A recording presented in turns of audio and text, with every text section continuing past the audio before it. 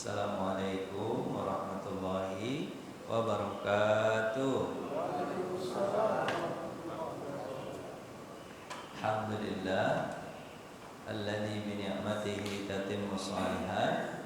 Asyhadu an la ilaha illallah wa asyhadu anna Muhammadan abduhu wa rasuluhu la nabiyya ba'da, amma ba'du. Allahumma ati nufusana taqwaha wa zakkiha wa anta khairu man zakkaha anta waliyuha wa maulaha. Bapak Ibu yang dirahmati Allah, kemarin kita belajar sampai di sini, yaitu menawarkan Islam kepada seluruh orang selain orang Mekah. Kenapa? Karena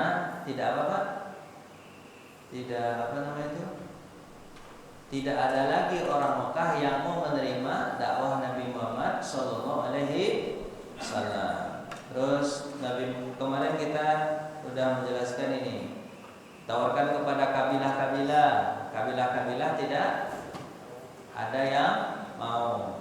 Kemudian setelah itu Nabi menawarkan kepada pribadi atau perorangan.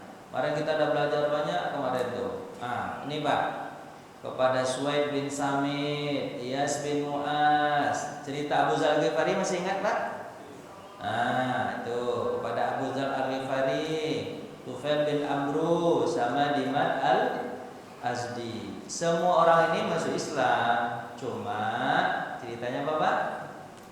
Mereka meninggal cepat sekali. Dari Islamnya meninggal cepat. Jadi mereka tidak sempat menyebarkan Islam ke yang lain, kecuali satu orang namanya Abu Dzar Al-Ghifari dari suku Ghifar. Ghifar itu di atasnya kota Madinah. Akhirnya hampir seluruh sukunya masuk Islam di tangan Abu Dzar Al-Ghifari. Kita ada ceritain kemarin nih semua ini Pak ya. Ini yang belum. Apa itu Pak? 6 jiwa suci apa Pak? Dari Yasrib. Ada 6 pemuda, 6 orang pemuda ketemu dengan Nabi Muhammad Sallallahu Alaihi Wasallam tahun ke-11 berapa? Hijriah.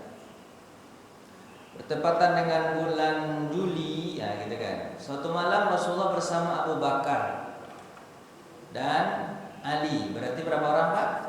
3. Keluar Mekah untuk berdakwah. Mereka melewati rumah Zahal dan Syaiban bin Sa'labah. Terus beliau mendengar ada percakapan anak-anak muda di situ, di rumah sama Pak Zal dan Sa'labah ini, ya kan? Terus Bani Sa'labah memberikan respon positif pada mereka. Dia tidak memeluk perjalanan hingga Rasulullah sampai di Aqabah. Jadi suku Zal ini enggak menerima, tapi Nabi jalankan terus sampai di Aqabah. Aqabah itu apa Pak? Aqabah itu tempat melempar jumroh yang pertama di hari ke-10 Zulhijjah sampai di Aqabah. Aqabah itu letaknya di Mina. Rasulullah SAW mendengar suara ada anak-anak yang bercakap-cakap. Kemudian Rasulullah SAW melihat ternyata mereka adalah 6 orang pemuda yang sedang akrab bercakap. Akhirnya Rasulullah menuju tempat itu dan berkata, "Aku boleh gabung nggak ngomongnya?" Kata Nabi Muhammad SAW. Jadi dia tuh orang selesai apa Pak? Selesai haji ya Pak ya. Haji kan waktu ke Mina kan melempar jumrah kan? Di seorang di Aqabah di situ, Nabi dekatin, bisa nggak gabung ngomongnya? Kata mereka silahkan. Akhirnya Nabi SAW meminta izin. Kemudian Rasulullah bertanya, siapa kalian? Mereka mengatakan, kami dari Madinah suku Khazraj. Kan suku ada 2 Pak, suku Aus dan suku Khazraj. Kami dari suku Khazraj. Sekutu orang Yahudi ya, kata Nabi. Ya, kata kan mereka berteman dengan Yahudi Pak ya. Kan suku Khazraj teman juga dengan Yahudi Bani Qainuqa. Sementara suku Aus berteman dengan Bani Nadir, kayak gitu Pak ya. Suku Yahudi Bani Nadir. Dua suku inilah yang suka mengadu domba suku Arab jahiliyah ini. Suku Khazraj diadu oleh dikompori oleh suku Yahudi Bani Qainuqa. Sementara suku Bani Nadir diadu oleh atau dikompori oleh apa bukan? Suku Aus dikompori oleh suku Yahudi Bani Nadir. Nah, gitulah Pak ya. Habis itu, ya katanya, bisakah kalian duduk lalu aku berbincang dikit dengan kalian? Kata Rasulullah. Tentu boleh, silakan kata mereka. Nah, muda dari Khazraj ini dengan senang hati silakan. Nah, Rasulullah SAW akhirnya duduk dan mendengarkan. Terus Rasulullah duduk Yasrib pernah mendengar. Jadi Rasulullah tawarkan, agama Islam itu begini, aku ini adalah Rasul, kata Nabi gitu Pak ya. Aku ini adalah Rasul yang ceritainlah tentang diri Nabi Muhammad SAW dan wahyu yang diterima Nabi Muhammad SAW. Apa kata pemuda Yasrib ini? Ini dulu pernah kami dengar dari apa Pak? Dari orang-orang Yahudi. Habis itu. Oh, maaf Pak, diisi dulu ya Pak ya. Habis baterainya.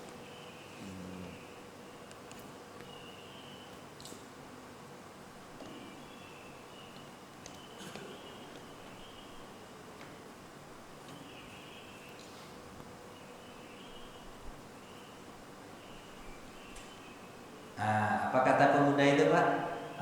Dulu kami pernah mendengar pula bahwa akan ada nabi terakhir namanya Muhammad dari orang-orang Yahudi katanya. Wah, berarti benar ini nabi terakhir. Kemudian Rasulullah dulu bersama mereka menjelaskan tentang hakikat Islam, mengajak mereka beriman kepada Allah. Rasulullah membacakan ayat Quran. Setelah mereka mendengar, kemudian mereka saling berbicara dengan sesama mereka. Lalu pemuda yang cerdas memutuskan untuk masuk agama Islam, berharap dakwah Islam bisa meredakan masalah mereka yang ada di Madinah, Yasrib. Kenapa Pak? Karena mereka pemuda-pemuda ini sudah jenuh sebenarnya, karena 120 tahun perang saudara antara Aus dan Khazraj. Beliau mengatakan, kalau begini dakwah Nabi Muhammad SAW pasti Yasrib akan aman. Akhirnya 6 orang pemuda itu masuk Islam. Masuk Islam dia 6 pemuda itu Pak. Terus siapa nama dia Pak? As'ad bin Zurarah, Auf bin Haris, Rafiq bin Malik, Qutbah bin Amir, Uqbah bin Amir, Jabir bin Abdullah. Di antara yang 6 mana yang Bapak kenal? Tak ada satu pun? Yang mana pula? Ini Bapak ini ada satu aja lah. Ayolah, siapa yang Bapak tahu nih? Yang paling banyak meriwayatkan hadis Nabi dari 6 ini siapa? Ayo. Bapak? Jabir bin Abdullah. Pandai Bapak ya, 100. Nanti Bapak boleh makan sarapan. Jabir bin Abdullah ini sering mendengarkan an Jabir, gitu kan? An Jabir sering kan Pak ya? Mendengar hadis Nabi yang diriwayatkan oleh Jabir bin Abdullah. Ini hadis banyak. Nah, ya, kalau yang ini nanti mereka mengambil peran yang lain. Kalau yang ini dia mengambil peran menjadi penghafal hadis Nabi nanti. Ini Jabir bin Abdullah yang nomor 6 ini yang lebih yang sering terkenal. Hikmahnya apa? Apa hikmahnya penduduk Yasrib 6 orang ini masuk? Ya kan? Mereka memiliki peranan penting nanti tersebarnya dakwah ke Madinah. Pertama, kabilah Khazraj dan Aus memiliki watak halus sebenarnya. Mereka itu halus lembut. Cuma diadu domba terus sama siapa? Yahudi. Dengan masuk Islam, insya Allah Bapak kuat nanti mereka. Terus sebelum itu Aus dan Khazraj dua kabilah yang Madinah yang saling berperang, gitu kan. Kemudian dengan datangnya Islam, alhamdulillah mereka dah damai. kabilah Aus dan Khazraj hidup berdampingan nanti bersama dengan warga Yahudi. Itu hikmah-hikmahnya. Selesai slide ini, berarti kita masuk slide apa Pak? Baru. Mana slide barunya? Ini slide baru. Setelah itu Pak, Nabi Muhammad SAW mengatakan begini. Kata Nabi, kan kalian udah Islam berapa orang Pak? Berapa orang Pak? 6 orang. Terus Nabi bilang 6 orang belum cukup, katanya. 6 orang belum cukup. Tahun depan, kata Nabi. Bapak, tahun depan kalian haji lagi ya. Sudah Pak, haji lagi ya. Kalau kalian haji lagi, nanti kita ketemu lagi di tempat ini. Tapi tahun depan. Maka di tahun depan itu nanti dari 6 orang menjadi 12. 6 orang jadi berapa Pak? 12. Pas 12 tahun ke-12 kenabian. Tahun 12 kenabian sebanyak 12 orang dari Yasrib mengikrarkan janji setia kepada Nabi masuk Islam, kemudian akan membela Nabi dengan darah dan harta mereka. Maka janji tersebut yang diadakan di Aqabah itu di mana Pak? Di Mina. Maka perjanjian itu disebut dengan perjanjian Aqabah pertama. Janjian apa Pak? Aqabah pertama. Tahun 12 kenabian. 12 Bapak? Kenabian sebanyak berapa orang dulu awalnya? 12 orang. Maka kita masuk, temanya adalah perjanjian Aqabah pertama. Itu Pak ya? Baik. Tapi sebelum itu Pak, di bulan Rajab, bulan Rajabnya sebenarnya ada kejadian penting lagi Pak. Tapi kalau ini apa kejadian penting itu? Yaitu Isra Mi'raj Nabi Muhammad sallallahu alaihi wasallam. Ada kejadian penting Pak. Saya jelaskan itu dulu atau ini dulu? Mana yang bagus? Ini aja dulu ya. Isra Mi'raj itu nanti pas Isra Mi'raj saya jelasin ya. Ya kan dalam kondisi berkecamuk gitu Pak, Dalam kondisi berkecamuk gitu Pak. Habis itu apa yang terjadi? Pas berkecamuk itu orang tidak mendengar dakwah Nabi Muhammad. Akhirnya Nabi Muhammad SAW disuruh jalan nanti sama Nabi Muhammad, sama Allah Subhanahu Wa Taala. Kemana jalan-jalannya? Ke atas langit. Maka itu disebut dengan apa? Isra Mi'raj, untuk menghibur hati Nabi Muhammad SAW di tengah-tengah kesulitan itu.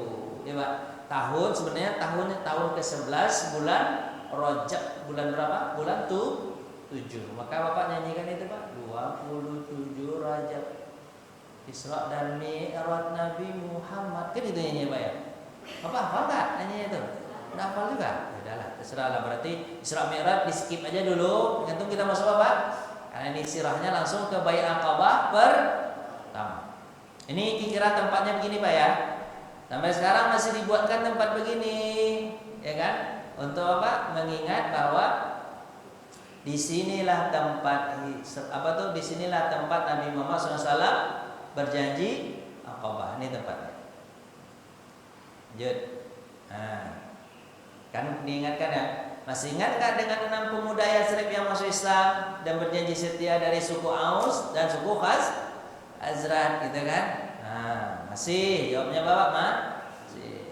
Mereka banyak mengajak penduduk Yasrib. Terus sesuai permintaan Nabi, tahun depan datang lagi ya untuk haji. Tahun ke-12 kenabian bulan Zulhijjah. Ketemu lagi dengan Nabi Muhammad SAW 12 orang ini. 5 diantaranya pemuda yang pernah ketemu dengan Nabi Muhammad SAW. Kan ada 6 tadi, 5-nya datang lagi. 1 orang tidak hadir. Siapa yang tidak hadir itu? Jabir bin Abdullah, periwayat hadis Nabi yang banyak tadi. Kenapa dia tidak hadir? Karena satu dan lain hal. Bisa jadi urusan keluarga, urusan macam-macam Pak ya. Jadi dia nggak hadir. Berarti Pak, kalau dikatakan 6 tambah 6 tadi udah ada nih. jadi 12. Berarti sebenarnya aslinya 13 orang sudah masuk Islam. Cuman satu orang tinggal di Madinah, yaitu Jabir bin Abdullah. Yang datang berapa orang? 12 orang. Berarti 6 orang ini dapat mengajak 7 orang. Kalau sebenarnya mereka semua berangkat, Pak, semuanya berjumlah 13. Tapi karena Jabir tak berangkat, jumlahnya hanya 12. Tapi enak juga dihafal, Pak. Tahun 12 gitu ya. Terus Pak, tahun 12 kenabian, berjanji Aqabah lah 12 orang dari Yasrib, kan enak ngapalnya. Apa kata Nabi Muhammad SAW? Sinilah kalian, berjanjilah kalian kepadaku, kata Nabi Muhammad. Apa janjinya? Jangan sekutukan Allah. Yang kedua, jangan mencuri. Yang ketiga, jangan berzina.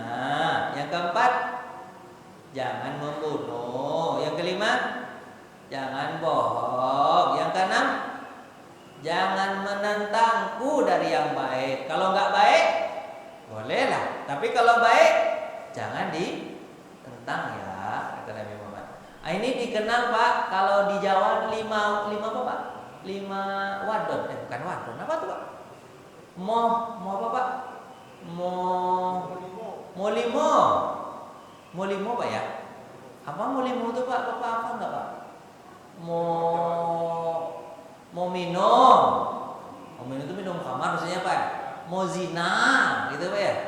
Saya dulu hafal tuh, saya lupa saya, Pak. Hah?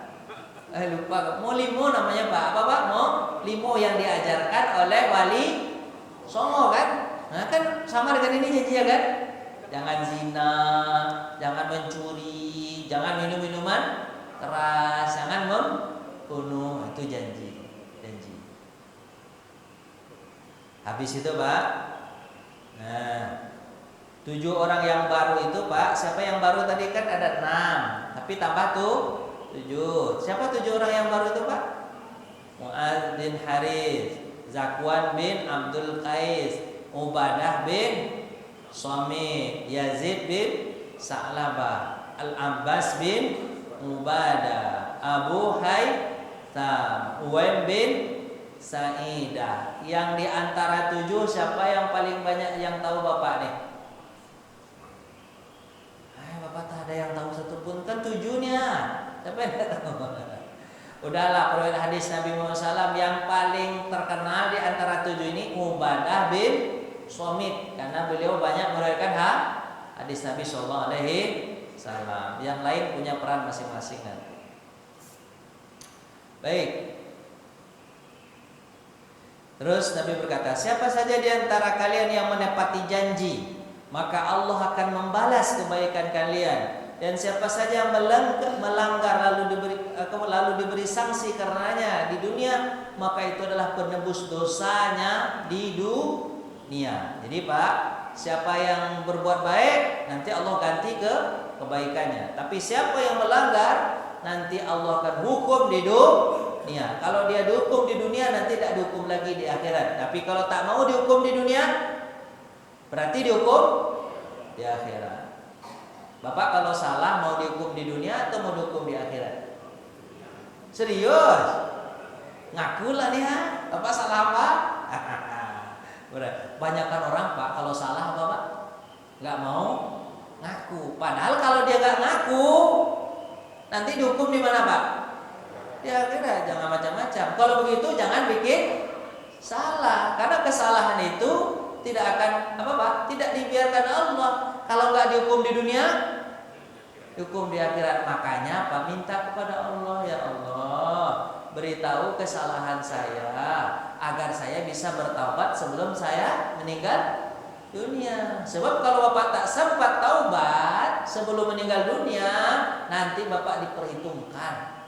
Tapi kalau sempat taubat, alhamdulillah, kasih tahu sama Allah, minta sama Allah, ya Allah, kasih tahu dosa saya biar saya bisa bertaubat, gitu, Pak ya.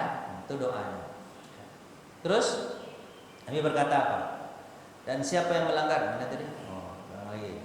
Setelah itu Rasulullah selesai membacakan baiat, Ubadah langsung menjabat tangan Nabi Muhammad SAW wasallam. Ini terdapat dalam Sahih Bukhari. Berarti semua sirah ini terdapat dalam hadis dan Al-Quran. Terus akhirnya Nabi Muhammad bilang apa kepada ada Pak, diutuslah. Jadi Nabi Muhammad kan ada 12 orang tuh Pak, berada di mana Pak? Di Madinah. Apa kata Nabi Muhammad? Diutuslah seorang sahabat Nabi. Mana namanya Pak? Mus'ab bin Umair. Setelah banyak dilaksanakan, musim haji setelah selesai, Nabi mengutus dengan mereka duta pertama, ini duta Islam pertama, menyebarkan Islam di situ. Apa kata Nabi? Hai Mus'ab, ikutlah dengan mereka, ajari mereka agama. Kalau bisa kau sebarkan agama Islam di Madinah jika memungkinkan. Tapi yang paling penting 6 orang ini tolong dikawal, jangan dibiarkan. Maka pergilah Mus'ab bin Umair kemana Pak? Ke Yasrib. Nah ini maka disebut Pak, kalau ada pertanyaan nanti di dalam ujian UAS, ujian akhir semester. Nah apa pertanyaannya? Siapa duta pertama Islam? Jawabannya Bapak? Mus'ab bin Umair. Gitu Pak ya. Mus'ab bin Umair ini Pak, dia orang kaya sebenarnya Pak. Dia aslinya orang kaya, pinter, cerdas. Kemudian Bapak tahu kan sejarahnya kan? Kemudian dia masuk Islam. Ketika dia masuk Islam, seluruh yang ada pada dirinya diambil oleh orang tuanya, termasuk kartu kredit Pak. Aduh, dulu punya kartu kredit gak dulu Pak? Punya nggak Pak? Anggap aja punya dulu. Apa kata ibunya? Semuanya copot, kau masuk Islam. Kau berhenti jadi anakku, aku pecat kau jadi anakku. Kata ibunya Pak. Terpaksa dibuka semua Pak.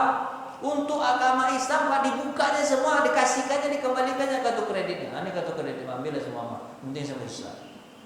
Tapi Bapak tahu nggak setelah dia masuk Islam, ternyata ibunya Pak, ibunya ingin sekali dia balik ke agama patung.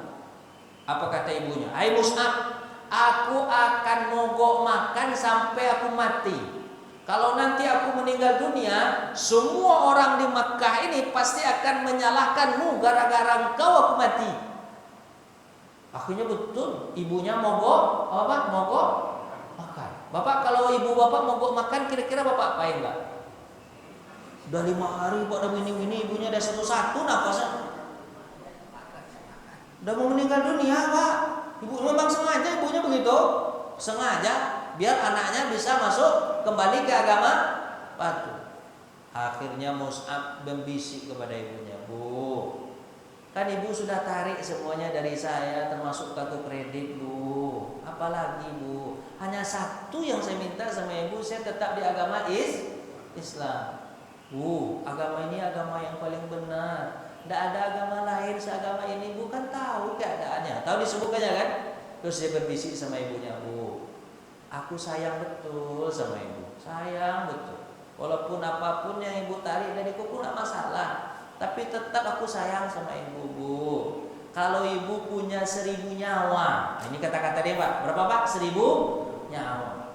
Setiap hari meninggal satu, kemudian orang akan menyalahkanku atas meninggalnya ibu. Berarti kalau 1000 nyawa berarti berapa hari itu Pak? 1000 hari berarti 3 tahun. Satu hari bergabung terus Pak.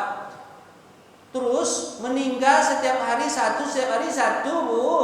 Aku tidak akan meninggalkan agama ini Bu. Mendengar apa Pak? Apa tuh? Mendengar apa keseriusan Mus'ab, akhirnya ibunya putus asa. Akhirnya dia makan. Dalam makan aku lagi katanya begini mah. Dia gini. Oh itu akhirnya ibunya makan ibunya. Apa kata dia? Bu, makan aja lah Bu, makanlah. Jangan ibu siksa diri Bu. Walaupun aku dihina sama orang, diapain sama orang, aku kan meninggalkan agama ini. Mulai keseriusan itu Bu, Pak. Akhirnya ibunya makan aja. Makanya Bapak, Ibu Bapak tuh kalau ada nggak makan, Mama biarin aja, nanti dia makan sendiri. Tapi Bapak harus tunjukkan serius ya. Akhirnya ini cerita Mus'ab Pak. Mus'ab ini Pak nanti meninggalnya di perang Uhud. Perang apa dia meninggal Pak? Uhud. Oh, sedih Nabi. Kenapa Pak? Kan dia orang kaya betul Pak. Dia dulu kalau pakai minyak wangi 200 meter minyak wangi kecium sama orang wanginya. Saking hebatnya minyak wangi, Bapak pakai minyak wangi sampai 200 meter tercium wanginya nggak? Oh, dia hebat minyak wangi Pak, wangi, gagah betul. Tapi ketika dia sudah masuk Islam, oh habis seluruh pakaiannya, habis itu Pak, dia meninggal dunia nanti di perang Uhud. Bajunya itu tidak cukup untuk menutupi kain, untuk menutupi badannya sebagai kain kapan. Tidak cukup. Apa kata Nabi? Biarkanlah kakinya terbuka, asal kepalanya tertutup. Menangis Nabi. Oh begini betul kaum Mus'ab. Turun ayat Quran. Wa may yashri nafsahu btigha'a mardatillah. Ada orang yang menjual dirinya untuk mencari ridho Allah. Siapa dia? Mus'ab bin Umair. Dia lebih mementingkan Islam daripada harta. Kalau Bapak kira-kira gimana? Kalau ada duit, ada Islam, mana yang paling dulu kan? Jawablah dikit. Ada duit, ada Islam, mana yang paling dulu kan? Salah Bapak jawab tuh ya. Dalam jawabnya di hati Pak. Nah, lanjut. Mus'ab akhirnya tinggal di rumah As'ad bin Zurarah. Tinggal di rumah Pak, kan Mus'ab tadi utusannya kan? As'ad bin Zurarah. As'ad itu dari suku Khazraj. Nah, dia menyambung satu rahmi dengan saudara dan sepupunya di suku Aus juga. Suatu hari As'ad mengundang pimpinan suku Aus dan Khazraj. Jadi As'ad ini terkenal dari dua suku, baik suku Aus, suku Khazraj. Dia undanglah kepala sukunya atau ketua suku Aus dan ketua suku Khazraj. Siapa namanya? Yaitu Usaid bin Hudayr dan Sa'ad bin Mu'az. Jadi dari suku Aus itu kepalanya atau ketuanya Usaid bin Hudayr. Sementara dari suku Khazraj kepalanya Sa'ad bin Mu'az. Karena As'ad bin Zurarah ini kenal dengan dua suku ini, dia katakan, datanglah ke rumah main-main. Bapak paham gak nih, namanya banyak betul. Mus'ab nginap di rumah siapa? As'ad bin Zurarah. Kemudian kepala suku diundanglah teman dia, kepala suku dari Aus, siapa namanya? Usaid bin Hudayr. Kemudian diundang pula kepala suku dari Khazraj, siapa namanya? Sa'ad bin Mu'az. Dipertemukan dengan Mus'ab. Kan Mus'ab ada di rumah tadi. Ceritanya agar dua kepala suku ini masuk Islam. Ketemulah dengan Mus'ab. Akhirnya ceritanya ketemu dengan Mus'ab gini Pak. Awalnya kan Usaid bin Hudayr ini Pak, Usaid bin Hudayr ini sudah saya ceritakan tadi kan. Siapakah Mus'ab? Tadi sudah ceritakan Pak ya. Mus'ab itu adalah remaja Quraisy terkemuka, wajahnya tampan, akhlaknya baik. Udah deh Pak ya. Tampilannya mewah, menggunakan. Udah saya sebutkan tadi Pak ya. Mana tadi? Saya sebutkan tadi.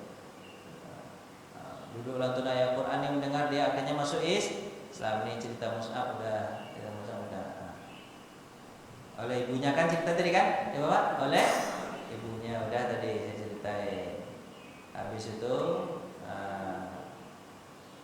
akhirnya Pak Mus'ab gini.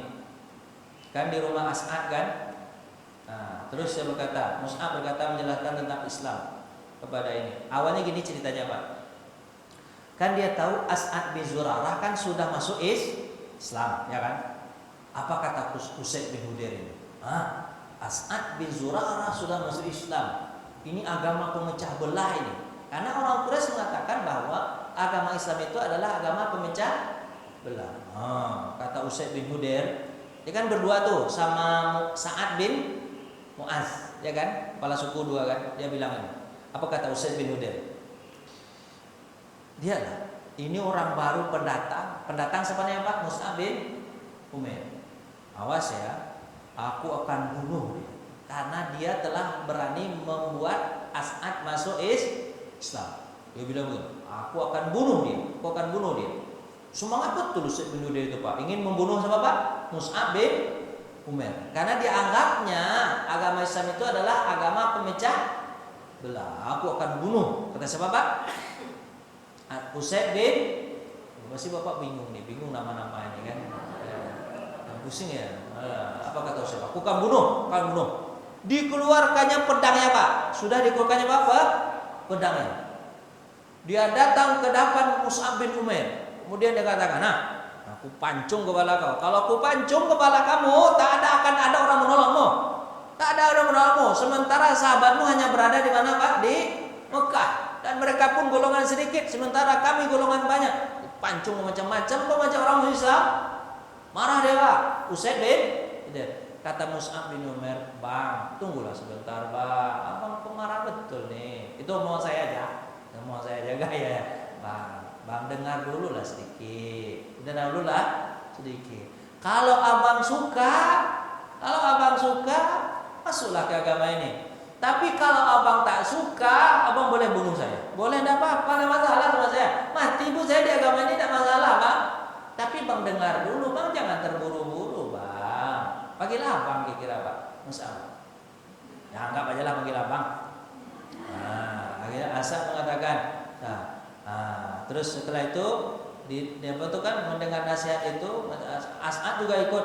Dengarlah dulu saya, dengarlah dulu. Ini agama yang bagus. Bagaimana caranya? Akhirnya Pak cerita, mohon maaf nih Pak. Saya tak menuliskan suratnya di sini. Apa kata Mus'ab bin Umair, Bang? Coba dengarkan. Ini yang dibawa oleh Nabi Muhammad. Dia baca surat Toha. Surat apa Pak? Wah, ini Pak, surat Toha ini surat yang banyak membuat orang masuk Islam. Umar bin Khattab masuk Islam gara-gara surat Toha. Surat yang keberapa itu Pak, surat Toha? Surat 18 sebelum surat Maryam, surat Toha. Toha ma anzalna alaikal qur'ana litashqa illa tazkiratan liman yakhsha. Itu kan dibacakan surat itu Pak, surat Toha sampai di ayat ke-14. Itu rata-rata sampai ayat ke-14 itu Pak, orang terenyuh betul Pak. Apa itu? Ayat ke-14. Innani anallah. Aku adalah Allah. La ilaha illa ana. Tiada Tuhan kecuali saya. Fa'budni wa aqimis sholata li zikri. Sembah aku, dirikan sholat untuk mengingatku. Rata-rata di ayat ke-14 itu Pak, orang tersungkur Pak mendengar ayat itu. Kenapa? Karena ayat itu adalah ayat tentang penciptaan alam semesta, langit, bumi, penciptaan manusia. Di awal-awal ayat itu Pak, di awal ayat. Toha, ma anzalna alaikal qur'ana litashqa. Kami turunkan Al-Qur'an bukan untuk menyulitkan kalian, kata Allah Subhanahu wa taala. Illa tadhkiratan liman yakhsha. Kecuali hanya untuk memberikan peringatan agar kalian tahu siapa Tuhan kalian, kata Allah Subhanahu wa taala. Kemudian Allah ceritakan tentang apa? Tentang langit dan bumi, penciptaan manusia dan segala macamnya. Akhirnya pas ayat ke-14, aku Tuhan, kata Allah. Innani anallah, la ilaha illa ana. Tiada Tuhan kecuali saya. Fa'budni, sembah saya. Wa aqimis sholata li zikri. Dirikan salat untuk mendengar saya. Pas ayat ke-14 itu tersungkurlah Usaid bin Umair. Oh, agama kalian agama yang bagus. Aku tak pernah tahu siapa pencipta langit dan bumi, siapa menciptakan aku, untuk apa aku hidup. Aku tak pernah tahu untuk apa aku hidup. Ternyata agama kalian jelas mengatakan Tuhan itu Allah, aku adalah ciptaannya. Dan untuk apa aku hidup dijelaskan semuanya dalam Quran. Ayat keberapa Pak? 14. Kira-kira Bapak pas baca surat Toha sampai 14 itu ada terenyuh hati Bapak kira-kira tuh? Jawablah Pak. Bisa terenyuh tuh? Mudah-mudahan bisa ya Pak ya. Menangis Usaid bin Umair. Apa kata Usaid bin Umair? Aku ingin masuk Islam. Langsung seketika itu. Sebenarnya sama Bapak sudah berapa ayat Al-Quran yang Bapak baca? Jawab lama. Udah banyak kan? Ada nggak terenyuh gitu Pak? Usaid bin Umair Pak, cukup 14 ayat Pak. Akhirnya aku ingin masuk Islam, bagaimana caranya? Dia pula tadi kepengen bunuh orang, tahu-tahu pas dengar pengen masuk Islam. Apa kata Musa bin Umair? Abang mandi dulu Bang. pakai pakaian bagus. Nanti saya pandu abang ngucapin syahadat. Habis itu nanti kita sholat 2 rakaat. Nah ini Pak sunnahnya kalau masuk Islam. Apa sunnahnya Pak? Mandi. Karena orang yang orang non muslim itu dianggap junub. Yang apa Pak? Junub. Maka disunahkan untuk mandi wajib atau mandi junub. Nah, dia kan belum bersunat itu Pak ya. Belum bersunat.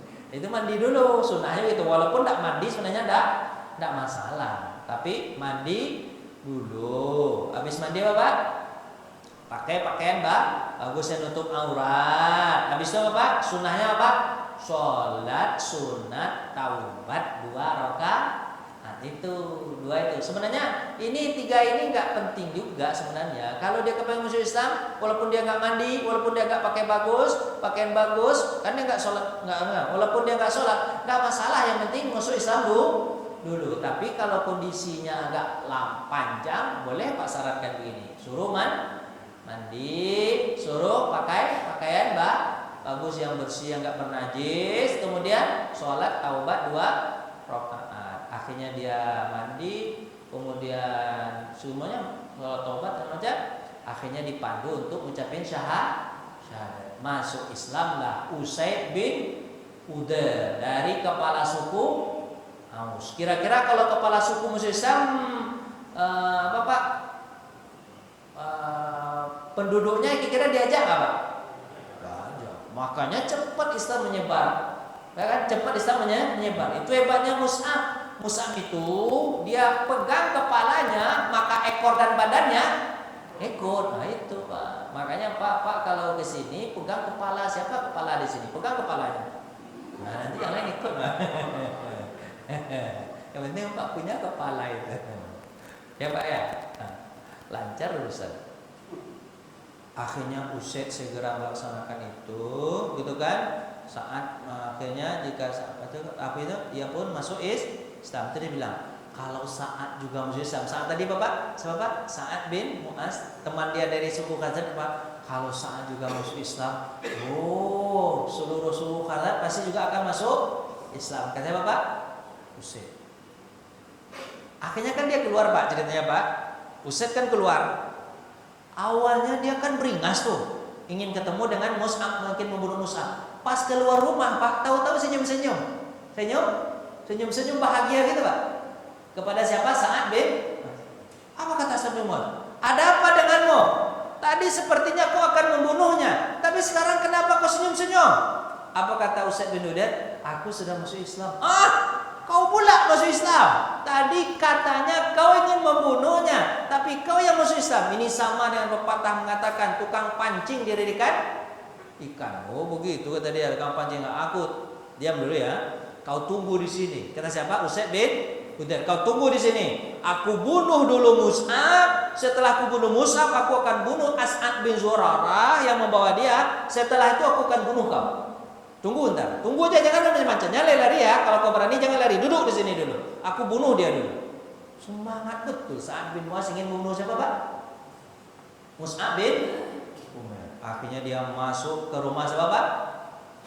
Ke rumah As'ad bin Zurarah. Nah, begitu pula kata dia. Apa kata dia Pak? Kata dia, hei, kau telah membuat Islam sahabat-sahabatku hingga aku tak punya sahabat. Aku bunuh kau sekarang. Apa kata ini? Kata siapa? Kata Mus'ab. Mas. Nah, tadi panggil abang, sekarang Mas. Mas. Ya. Mas jangan terlalu cepat begitulah Mas. Dengar dulu lah Mas. Kalau Mas suka masuk Islam. Tapi kalau Mas tak suka, Mas boleh bunuh saya. Tak masalah bagi saya kalau mati di agama ini. Tapi Mas dengar dulu lah. Jangan tergesa-gesa. Ayo cepatlah baca. Apa yang kau ingin katakan? Cepat. Aku tak sabar ingin bunuhmu. Tunggulah sebentar. Duduk. Habis duduk dibacakan surat Toha. Ternyata surat Toha lagi Pak. Surat Toha. Makanya surat Toha itu Pak, Bapak kalau ingin masukkan orang Islam, kayaknya surat Toha itu manjur betul Pak. Manjur. Umar bin Khattab masuk Islam gara-gara surat Toha. Apa tuh? Hamzah bin Abdul Muthalib masuk Islam gara-gara surat Toha. Ya kan? Usaid bin Hudair, Mus'ab apa tuh Sa'ad bin Mas'ud. Waktu itu manjur ternyata, Pak. Manjur, Pak. Akhir itu, Pak, bacakan surat. Pas di ayat ke-14 pun dia tersungkur, kemudian dia berkata, karena aku ingin masuk Islam, aku ingin masuk Islam. Nah, kan dia kan kata dia. Tadi apa mau bertanya betul? Kan dia kan akhirnya Sa'ad bin Mu'adz singkat cerita juga masuk Islam. Oh, udah masuk Islam dua kepala suku hebat, suku Aus dan suku Khazraj. Akhirnya Pak, Aus dan Khazraj dari dua suku tersebut Islam sangat cepat untuk menyebar. Nah, itu cerita singkatnya gitu, Pak. Mus'ab masih menginap di rumah As'ad bin Zurarah. Berapa lama, Pak? Lama, Pak. Situ, Pak. Ada sekitar berapa lama? Setahunan. Setahun sebelum haji baru Mus'ab balik kemana, Pak? Ke Mekah. Berarti dia sudah banyak mengislamkan orang. Malahan Mus'ab bin Umair itu nanti dalam waktu singkat setahun itu dapat mengislamkan 72 orang. Berapa orang, Pak? Dari 12 jadi berapa? 72. Kan banyak tuh ketika itu, ya kan? Banyak kan, Pak ya? Banyak itu, lumayan itu. Bapak dalam setahun ada Bapak mengislamkan orang 72 orang? Nah, kan belum, berarti tak pintar Bapak, berarti usah pintar. Mengajak manusia ke jalan Allah. Hasilnya setiap rumah kaum Ansor minimal satu orang masuk Islam. Hanya satu rumah dari Bani Umayyah bin Zaid, namanya Khatmah bin Wa'il. Jadi semua rumah itu, Pak, setiap rumah satu orang ada yang masuk Islam. Walaupun kakak adik macam belum, tapi satu orang masih ada. Masih kafir ketika itu Khatmah. Lalu karena di dalamnya ada orang penyair yang amat ditaati oleh Qais bin Aslam, dia selalu menghalang-halangi. Jadi ada situ. Jadi ada kompor di dalam rumah itu. Kompor Pak ya. Provokator lah dalam rumah itu. Makanya tak masuk Islam dalam rumah itu. Tapi nanti mereka akan masuk Islam di perang Khandaq. Berarti semua rumah di Madinah sudah masuk Islam kecuali Yahudi. Nah, itu Pak ceritanya, Pak. Masuk musim haji, Mus'ab kembali ke Mekah. Dia bawalah laporan kepada Nabi Muhammad SAW. Terus saya menceritakan, katanya nanti akan datang 72 orang. Berapa orang, Pak? 72 orang akan berjanji setia kepada wahai Rasulullah. Dan mereka berkeinginan untuk mengajak kita ke Madinah. Karena saya sudah ceritakan kondisi Mekah tak aman untuk kita dan untuk Islam. Makanya mereka berkata, kalau begitu apa yang ditunggu oleh Nabi kita? Baik Nabi kita pergi kemana? Ke Madinah bersama kita. Kemungkinan besar setelah mereka berbaiat denganmu wahai Rasulullah, mereka akan mengajakmu pergi kemana, Pak? Ke Madinah. Terserah ya Nabi, kau pikirkanlah baik-baik. Kata siapa, Pak? Kata Mus'ab bin Umair. Nah, itulah nanti penyebabnya Nabi hijrah. Nabi dan Mus'ab tersepakat untuk membawa para penduduk Madinah untuk masuk Islam, ya kan, di musim haji. Nah, titik tolaknya bangkit kekuatan Islam kan, orang-orang berkumpul di negeri Mekah. Itulah, cepat aja. Ini cuman dialog dikit. Ini kan kita cerita, Pak, apa hikmahnya kenapa Qubaylah Ka'bah? Sebenarnya mereka, Bapak, sudah gerah dengan perang yang terjadi antara suku Aus dan suku Khazraj. Nama perangnya apa, Pak? Perang Bu'as. Itu perang terakhir ya, Pak. Jerah betul, Pak. Ya kan? Mereka kepengen bersatu, ngapain kita berperang ini? Bapak tahu kan sejarahnya kenapa Aus dan Khazraj ini berperang, Pak? Sampai 120 tahun, apa sejarahnya, Pak? Itu gara-gara dua orang istri. Nah, dia ini kan aslinya seorang suami punya dua orang istri. Kan ada film itu, Pak. Satu ayah, dua ibu. Bapak tak tahu film itu? Dah tak tahu, Pak, bilang. Ini gara-gara poligami. Ya kan? Ini sebenarnya poligami tak masalah, cuman dia nggak pandai poligami ini, nggak pandai poligami. Dia ke istri pertama,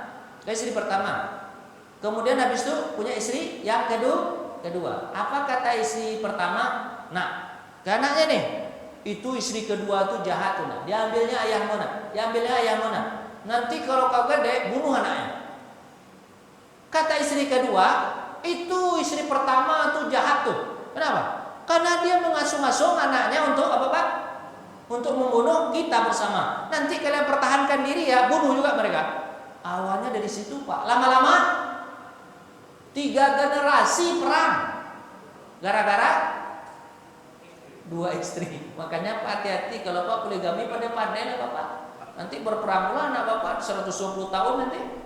Kalau pandai Bapak aman. Tapi kalau nggak pandai bermasalah Bapak. Tapi kalau aman itu katanya poligami itu 3. Kalau 2 dia berkelahi Pak. Kalau 3 nggak berkelahi. Kenapa Pak? Karena kalau berdua berkelahi yang satu naik daun, ya kan? Akhirnya dosa lah kita berkelahi kata dia. Kan aman. Makanya ibu-ibu marah dia Mama, ini bercanda aja. Tapi kalau 2 memang susah dah. Terserah Bapak aja lah. Pejabat agama pertama kemajuan signifikan di Indonesia kan? Dengan sekejap mereka mampu mempersatukan Aus dan Khazraj. Aus dan Khazraj melupakan apa Pak? Perperangan selama 120 tahun kan dendam-dendaman itu Pak. Dibunuh kakaknya, ini bunuh lagi, ini bunuh kakak. Wah dendam-dendaman 120 tahun 3 generasi. Bayangkan 3 generasi. Luar biasa itu perang 3 generasi atau 20 tahun. Akhirnya Pak, kan terima kasih sampai di situ. Bapak masih mau lanjut atau gimana? Ini selesai nih Aqabah pertama ceritanya. Kita masuk ke Bapak masih kuat gak nih? Jawablah. Kalau kuat bilang iya. Kalau enggak, Bapak boleh bertanya. Boleh Bapak bertanya. Baru Aqabah pertama. Nanti Aqabah berapa nih? Kedua. Jadi Aqabah pertama berapa orang Pak? 12 orang di tahun ke-12 kenabian. Aqabah kedua 72 orang di tahun ke-13 kenabian, bulan Zulhijjah atau bulan Haji. Bapak mau bertanya, tanyalah Pak. Belum jam 6 lagi. Hebat betul ya. Cepat saya menyampaikan berarti. Udah jam 6 nih jamnya aja nih yang terlambat 10 menit. Jam 6 kurang 5 menit. Tanya Assalamualaikum Ustaz. Ketika Nabi berdakwah, ya. pada waktu itu apakah Nabi sudah memiliki sifat sifat amanah tabligh bahwa yang menjadi patokan Nabi untuk berdakwah waktu itu atau sudah dimiliki oleh watak Nabi? Assalamualaikum warahmatullahi wabarakatuh. Salam warahmatullahi wabarakatuh. Nabi itu masuk Islam, bukan masuk Islam. Nabi itu sudah punya sifat 4 itu Pak dari semenjak lahir. Dari semenjak Bapak lahir, karena Nabi itu dipilih oleh Allah Subhanahu Ta'ala. Di samping Nabi itu mengusahakan tentang dirinya sendiri, dia juga pilihan Allah. Makanya Nabi itu rata-rata Pak ketika kecilnya diberikan masalah berat rata-rata. Kalau Nabi Muhammad masalah yang paling berat diberikan di antara Nabi. Apa itu? Tidak punya ayah dan ibu, dan tidak punya saudara-saudari, hidup sebatang kara. Kenapa Pak?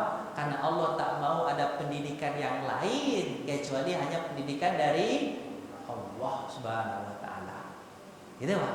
Jadi dibuat begitu Pak. Kan biasanya orang itu dapat pendidikan paling dekat dari ayah dan ibunya. Tapi ayah dan ibunya dibuat meninggal duluan sebelum Nabi Muhammad dapat pendidikan itu.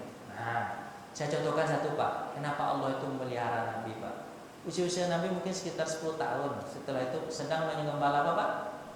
Mengembala Bahkan itu kerja Nabi dulu kan. Takut dikatakan teman-teman sebagai orang gak gaul nih. Muhammad kok gak gaul nih, gak tahu bagaimana cari tari apa tuh, gak tahu, gak pernah melihat tari perut. Sesekali datang lah ke tari perut tuh. Kata siapa Pak? Teman-teman kan gak ada gak gaul Pak ya. Kalau enggak apa Pak? Gak datang ke tempat maksiat ya kan?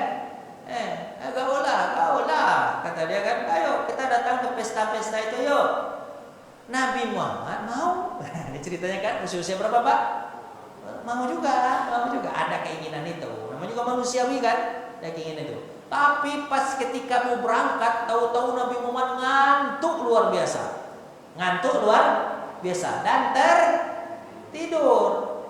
Herannya Nabi Muhammad itu sudah keluar rumah, berarti mau kan? Sudah keluar rumah, tertidurnya di luar rumah di atas batu. Selesai orang pesta, baru Nabi bangun. Mau datanglah. Dah selesai. Itu bukan sekali Pak, berkali-kali. Paling kurang tercatat dalam hadis 2 kali.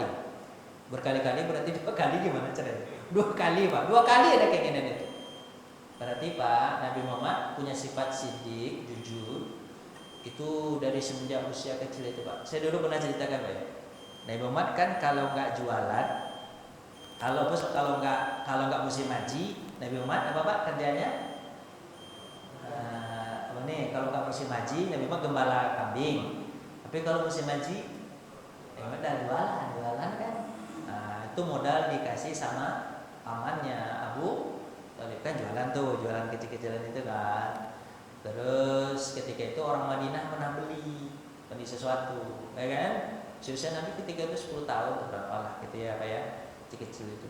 Habis itu dia beli barang, datang teman dia, kamu haji juga ya? Iya kita haji. Kita bercerita yuk, udah lama kita ketemu. Akhirnya ngajak ngopi yuk, ayolah. Barang yang sudah dibeli, yang sudah dibungkus, itu ditinggalnya di tempat. Nabi Muhammad pun sudah melayani orang lain dan tidak tahu barang itu tertinggal. Bayangkan sama Bapak kan, saking jujurnya Nabi Muhammad Pak. Setiap musim haji, musim haji depan, Nabi Muhammad berdagang di tempat yang sama. Padahal sebenarnya kalau Nabi Muhammad pindah-pindah kan bisa. Nabi Muhammad pindah, kenapa? Kalau Nabi Muhammad pindah, nanti orang yang mencari barangnya tidak menemukan dia. Kan toko-toko dulu gak ada apa. Memang tetap di situ agar orang itu datang nanti dan dia cepat mengenal. Ini orang yang pernah saya beli barang. Padahal barangnya gak mahal betul, gak mahal betul. Orang juga anak-anak yang jualan bayar. Mungkin permen karet kali. Terserah Bapak aja. Jual apa lagi kira-kira. Permen karet gak mungkin lah ya. Udah setahun kan. Tahun depan Mbak, tahun depan. Dulu tahun kemarin saya pernah beli sesuatu ke kamu kan. Apa kata dia? Iya Pak, masih di dalam kantongnya. Saya nggak pernah buka. Duit Bapak kan sudah saya terima. Makanya saya sengaja Bapak di sini terus biar Bapak kenal sama saya. Masya Allah nak, anak kau jujur betul anak. Maka disebut Al-Amin. Kau sangat jujur. Al-Amin. Kau sangat jujur. Semenjak itulah Nabi dikenal dengan julukan Al-Amin, yang sangat jujur. Apa kata orang Madinah ini Pak? Apa kata orang Madinah itu? Kami kalau jualan di kampung kami, menengok sedikit ke belakang, yang di depan hilang. Curi orang. Makanya engkau sudah 1 tahun tak hilang. Al-Amin. Pak, makanya Pak, saya ada kesimpulan ini Pak. Kalau Bapak kepengen jadi Nabi sebenarnya bisa juga. Dulu, kalau sekarang nggak bisa. Dulu sebelum Nabi bisa Pak. Tapi Bapak harus punya syarat minimal. Apa itu Pak? Siddiq, amanah, tabligh, fatonah. 4 ini Bapak harus punya. Kalau tak punya Bapak tak bisa jadi Nabi. Itu syarat minimal jadi Nabi. Semenjak kapan Pak? Semenjak lahir. Nabi Muhammad memang tak bisa tulis baca. Nabi Muhammad tak bisa tulis baca. Tapi Nabi Muhammad cerdas Pak. Saya kasih tahu Bapak satu kisah. Sudah berbunyi tadi Pak ya. Habis kisah ini langsung kita makan sarapan Pak ya. Satu kisah. Datang Jibril ke Nabi Muhammad SAW. Datang Nabi Jibril kepada Nabi Muhammad SAW. Apa kata Jibril? Muhammad, aku bawa untukmu 1 juz Al-Quran. 1 juz. Biasanya kan cuma 1 ayat, 2 ayat, 5 ayat gitu Pak ya. Ini 1 juz. 1 juz itu rata-rata kalau di surah Al-Baqarah Pak, itu 150 ayat. Jadi rata-rata 150, itu 1 juz 150 ayat. 158 apa ya? 158 apa ya? 1 juz Pak ya?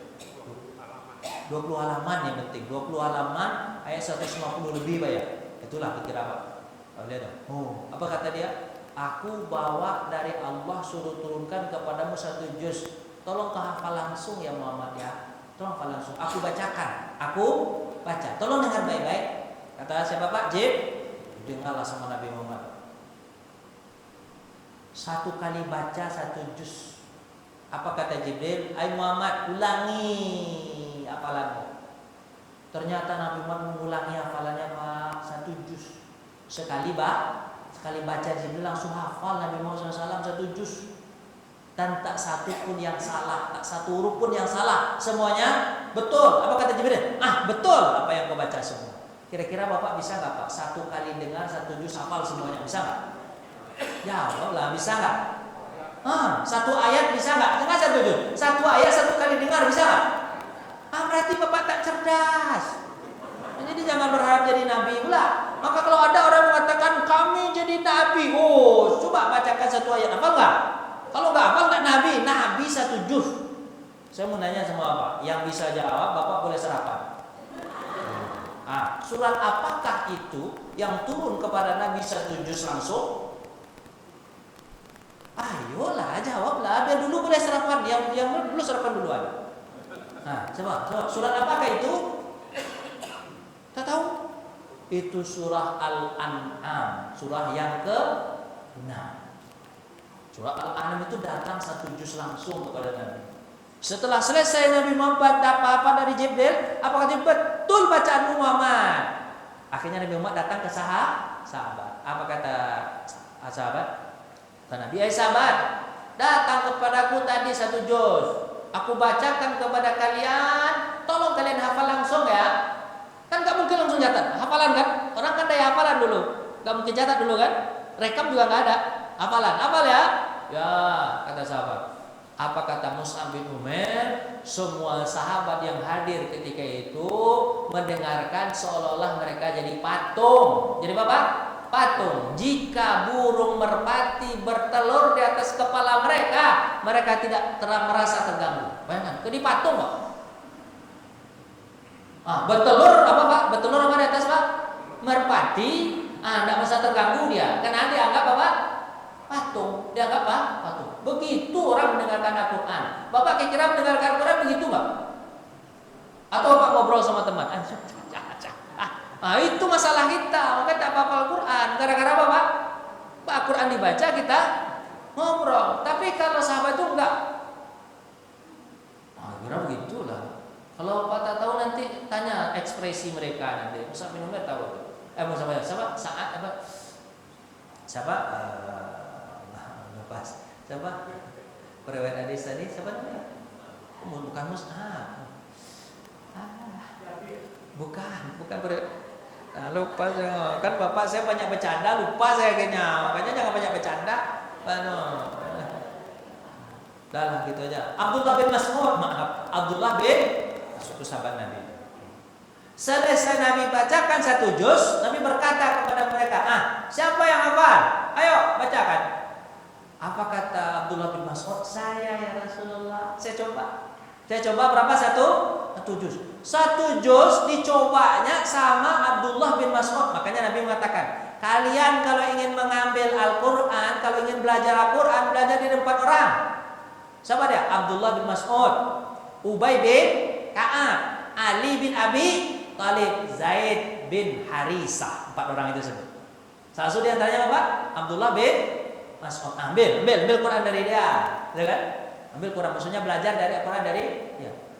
Apa kata Abdullah bin Mas'ud? Aku ya Rasulullah. Akhirnya dia bacakan seluruh satu juz. Tak satu huruf pun yang salah. Benar bacaanmu wahai Abdullah bin Mas'ud. Makanya Pak, Nabi itu cerdas. Bukan hanya Nabi cerdas, sahabat juga cerdas. Hafal sahabat satu juz langsung, satu kali baca atau sekata kali dengar. Makanya Pak, makanya hebat sahabat itu. Makanya Al-Quran itu tidak bisa dikatakan salah, ada yang salah. Kenapa? Kehebatan kemampuan sahabat begitu.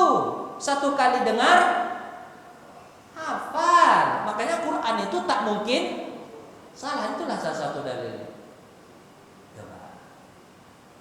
Bapak capek ya dengar saya. Udah ada ya. Makan kita lagi yuk. Insya Allah besok kita lanjut Bapak.